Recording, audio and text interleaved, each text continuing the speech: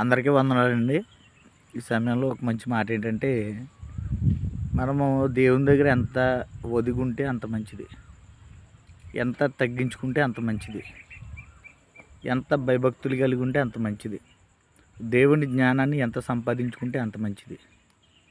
అది మన యొక్క ఆత్మీయమైనటువంటి జీవితానికి అది చాలా అవసరం. మనల్ని పరలోకానికి నడిపించడానికి అది తోడ్పడుతుంది. కాబట్టి ఎప్పుడు కూడా మనం దేవుని యొక్క జ్ఞానాన్ని నేర్చుకునేవారుగా మనం ఉండాలి. నేర్చుకుని ఆ ప్రకారం జీవించేవారుగా ఉండాలి. దేవుని దగ్గర మనం తగ్గించుకునేవారుగా ఉండాలి. మన యొక్క జీవితంలో ప్రథమ స్థానాన్ని దేవునికి ఇచ్చేవారుగా మనం ఉండాలి. అది ఎప్పుడైతే మనం ఉండగలుగుతామో ఇప్పుడు ఖచ్చితంగా మనం నిత్య జీవానికి బాటలు వేసుకునేవారుగా మనం ఉంటాం. మనం మన యొక్క జీవితంలో ప్రథమ స్థానం ఇవ్వాల్సింది ఎవరికంటే దేవునికే. దేవునికే మనం మొదటి స్థానాన్ని ఇవ్వాలి. దేవునికే మనం ప్రయారిటీ ఇవ్వాలి. మనం బ్రతికిన దేవుని కోసమే, చనిపోయిన దేవుని కోసమే, మనం దేవుని వారం.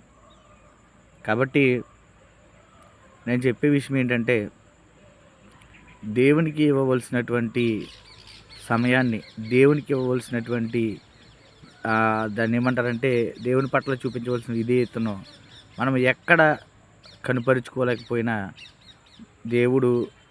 దేవుని దగ్గర మనం తృణీకరించబడతాము.